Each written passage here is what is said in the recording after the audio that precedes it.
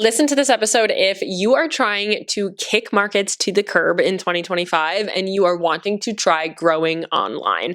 I know this is a hot topic right now. Maybe you had not as good of a holiday season at your market, or maybe just looking forward, you really want to grow a business that's online and you are wanting to know why markets and what my opinion is on it, if they are a growth strategy, and what I would say moving forward if you are trying to grow online versus markets. I just want to start by saying I'm not anti-market. I think they're wonderful ways to get started in business, to get a couple of your first customers, to get some funding in your business, as well as to get some research on what people say, what's the verbiage that people use, and what customers are really attracted to what products. But I am here to say that I have a couple of unpopular opinions here. If you are a lover of markets, I still welcome you to listen to this episode. I think there are some really good points, if I do say so myself, but we're really going to dive into, if you really want to grow online in 2025, what I recommend doing, what my opinion is on it, and what I am seeing in the industry from working with hundreds of business owners and talking to thousands of business owners over this past year. So you probably go to markets right now to fund your business. You really want to grow online. You really want to see those online kind of consistent, seamless sales. You really want to be able to sit home in your PJs, drink your yummy latte, and have your product collections sell out within minutes and make your thousands of dollars, whatever that might be. But right now, it feels like the only place that you make money is markets. You probably see sales declining at markets, and it's getting a little bit like, oh my gosh, why is this happening? This is the way that it's funding my business, and you don't really know why these sales are declining. I just want to say that is pretty across the board. We'll talk about that in a little bit. And you want these online sales. Like, you started this business for freedom, and sitting at a market in 100-degree weather or rainy little days that you're like, this is terrible. That does not feel like freedom to you. It feels a little brutal, and you are not alone there. I hear that all too often, is that you want to stay home with your kids, you want to build your business, but it feels like markets are the only way that you can make money right now. And I'm here to tell you that it's not. And I want to give you the full permission in 2025. If you want it, you don't have to go to markets. You really don't have to. Honestly, I have a lot of unpopular opinions about this, but going to markets are not actually a business growth strategy.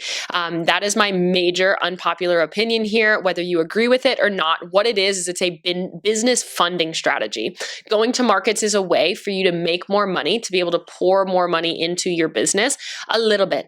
And it might be a place to make research as well, but really it's only at first. Like, at first, yes, you can get some research. Yes, you can see what sells. Yes, you can hear the words. Like, I really love a market to get some market research. And what you're able to do is hear what people have to say, have them use your product, and kind of use it like a focus group almost, where you're able to really hear what they have to say about your products and what they love about the smell, what their comments are, all of that. What a market is it's building for the short term. Yes, you're making maybe some quick cash in the short term, but is it actually building your business in the long term? No, it's really not a business growth strategy. It's time consuming. You have to load the car, you have to load up all your product, load the car, unload the car, build out your booth, sit at the booth, load it back up, load it into your car, then load it back into your house, unload it. Like, oh my gosh, I'm like literally tired just thinking about having to do that. And that's a one-day market. Sometimes they're multiple days. Sometimes you have to drive to them for hours. Sometimes you have to stay in a hotel. Sometimes there's massive market fees, and it doesn't actually equate to customers most of the time that are there for a lifetime value. What we see is you might get some people that absolutely adore you and your product, and they will buy from you forever. But we also see people that build a lot online or in person. They go to these markets, they actually just grow an audience full of people that only want to buy from them if it's available in person. And you're just perpetuating this cycle of like, okay, I'm going here to grow, but these people only make me have to go here because they don't want to buy from me online. You really have no control over the audience. You have no control over how many people show up. If the weather is bad, all of a sudden you might make zero sales. You have no control over the sales and the growth that you are getting from this market. And sometimes people are spending hundreds, if not thousands of dollars to be at these places to see very few results.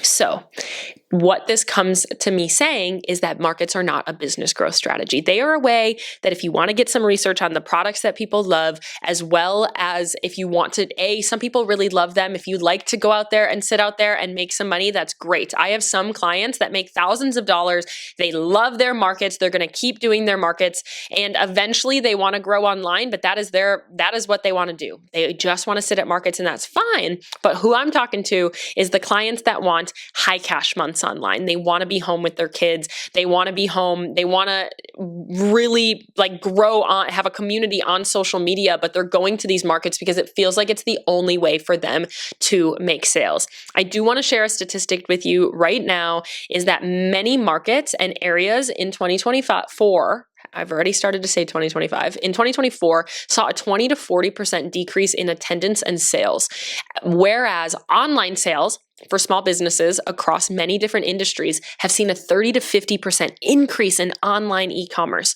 year over year.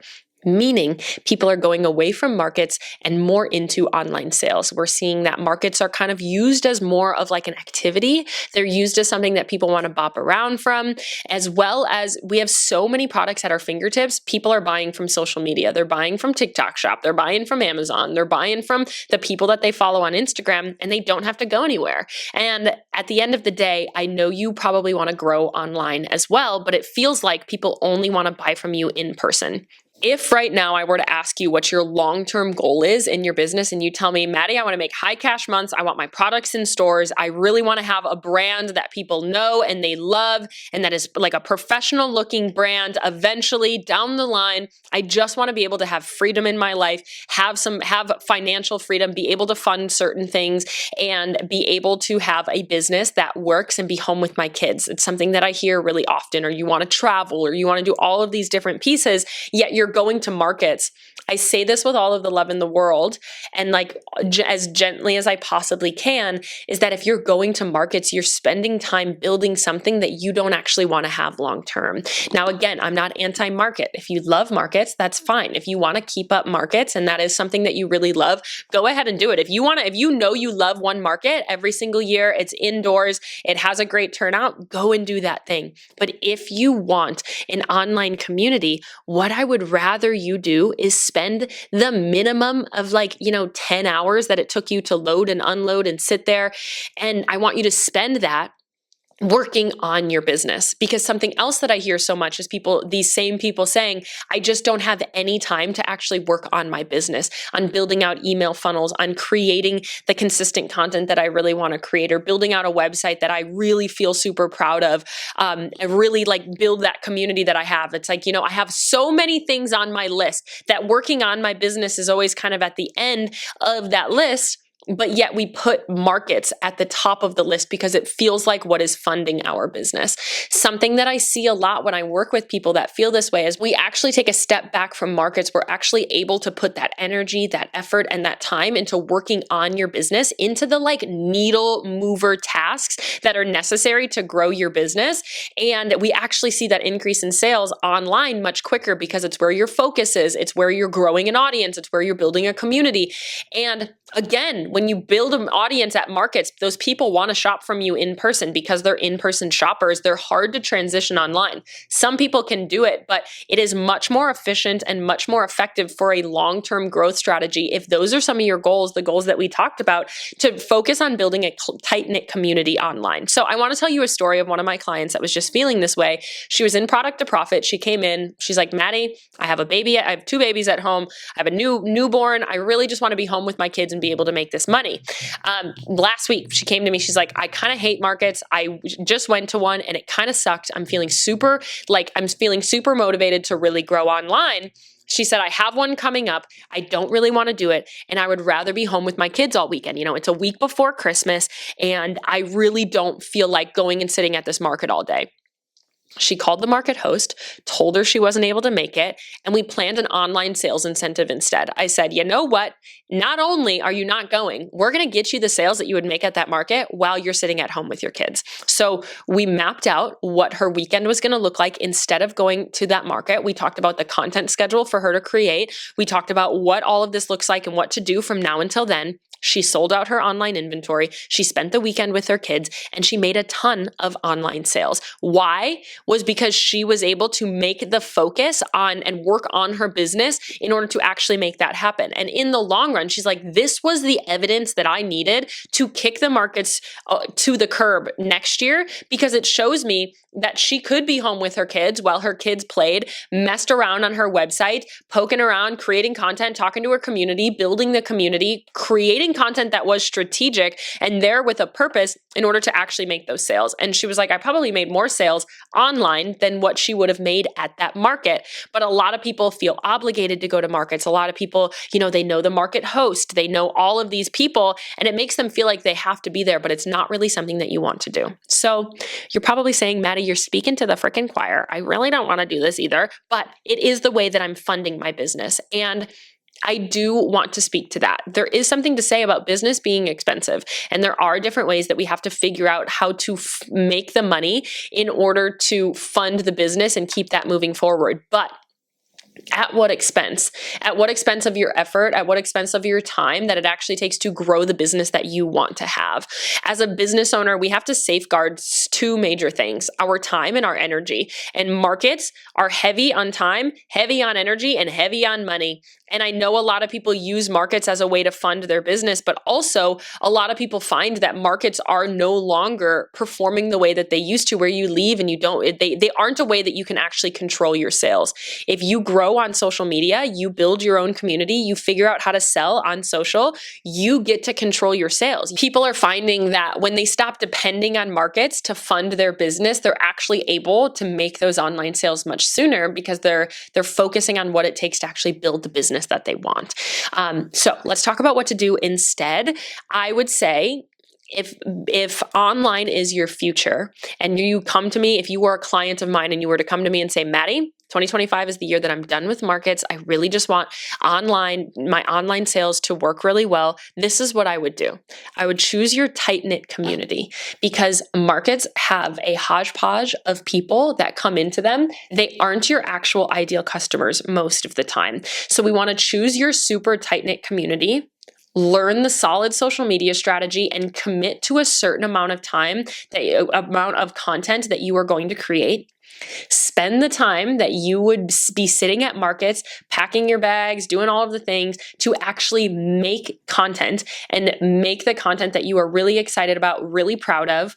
Run a sales incentive online to your community on your own terms instead of sitting at markets, and go to markets when you want a little boost.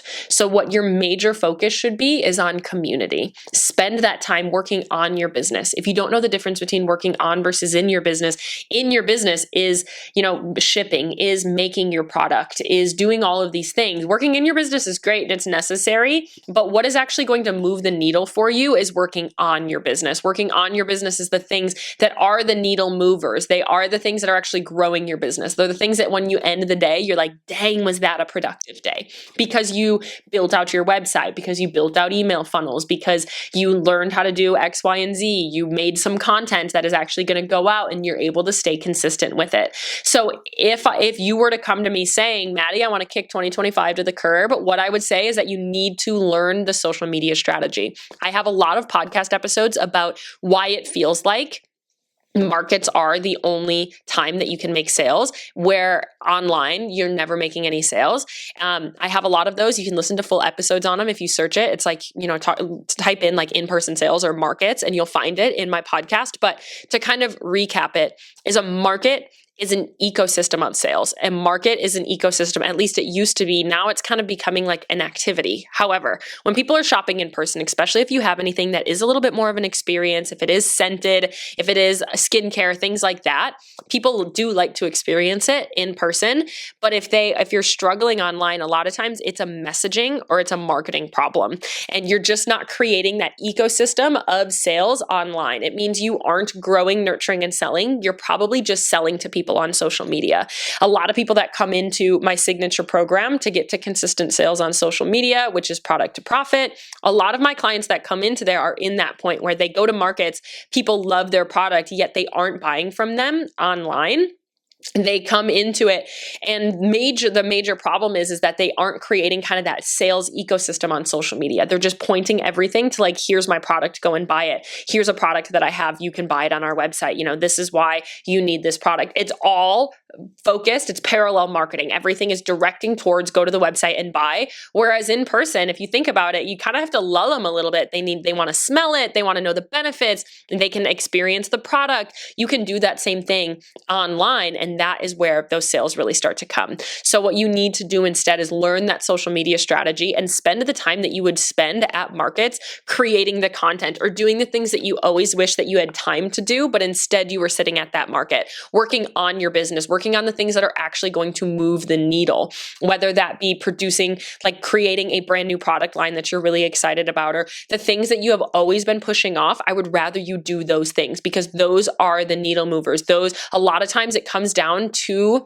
the things that we are constantly putting off. Those are the things that we know would actually grow our business, but we're telling ourselves that we don't have time for it or that we can't make time for it. A lot of times the thing that we are putting off is the thing that we know we actually have to do in order to get there.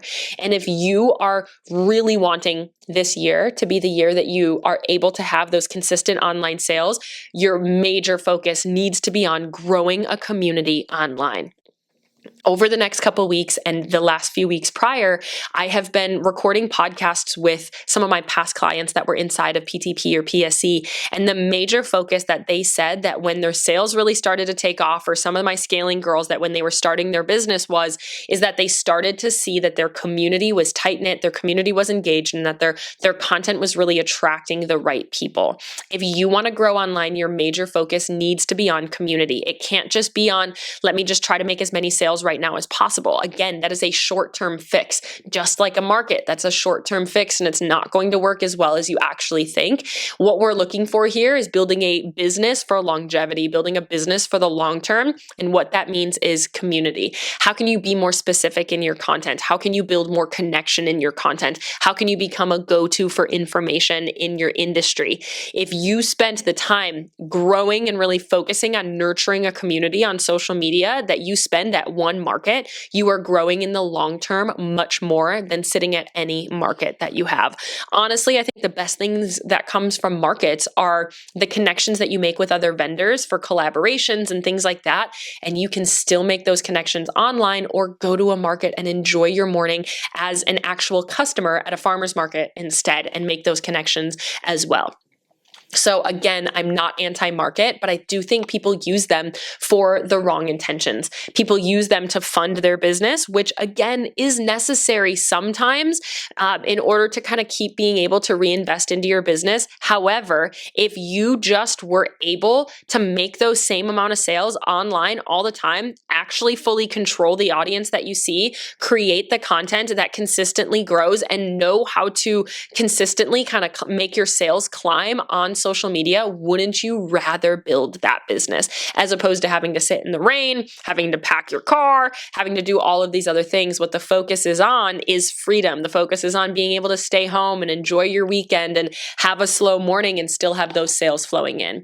Going back to that client story that I shared, was she said, I didn't want to do it. Like, I feel like I want to make some of the extra sales. Those extra sales would be nice, but I don't want to leave my kids all weekend. And I'm like, you don't have to. She's been through PTP. She had the strategy. She knew how to do it. So I was like, why don't we just run a sale this weekend? We mapped out what her promo looked like. We mapped out what the content looked like. And she was able to make the same amount of sales, if not more, online. She sold out her inventory and she was able to stay home with her kids. She's like, I was in my PJs, the sales were flowing in. And that is what you can build on social media. And you don't need a crazy amount of an audience. You don't need, videos going viral. We need to focus on community. If you're wondering how to do this, we definitely, absolutely can teach you these things inside of Product to Profit, which is my signature program that helps you get to consistent sales on social media. It's where you and I work really closely together. It's completely customized to your business in order to bring kind of that dream business to reality online. If you have any questions on it, our first round does start in January in 2025. If you are interested, enrollment is open. You can come hang out with me on Instagram. You can DM me at This is Madison page, DM me PTP, and we can chat details, any of that as well. Otherwise, you can apply on my website below. If your major goal in 2025 is to grow online, have those seamless sales, that consistent sales flowing in, making six figures online, PTP is the place that is proven time and time again with dozens of people that have quit their 9-to-5, dozens more that have hit six figures in their business from this program. And this is really the space where you learn everything you need to know on how to build that sales ecosystem, build a community, and really live out that vision of your business on social media. So I hope this was helpful for you. I hope you were able to gain some insights and see, yes, this is where you want to go. This is what that focus is. And if this episode was just a permission slip for you, that is what it was supposed to be. I want to be the person to give you that permission slip to not sign up for the hundreds of markets. I had a client tell me last week she had 10 markets in 1 month this past year. That is absolutely insane. And I commend you for that. But thinking if you were able to spend those 10 days actually working on your business, how much you would be able to accomplish all of those things that you always want to do and that you always say you can't because you don't have the time. It might be necessary to keep a couple to fund your business, but sometimes it takes taking a step back on something to actually make the sales go forward and go all in on something else. Sometimes you have to trust that your sales will increase online if you do this. It's not this or that. It's not, I can either grow my business or make sales at a market. You can grow your business so you're making sales online. It doesn't have to take weeks. It doesn't have to take months. Sometimes it just takes that implementation of actually having the time to do it and making the time to do that. And you're actually building a business to last and not just finding that quick fix of maybe getting a couple $100s this weekend here or not, because markets are kind of a toss-up sometimes.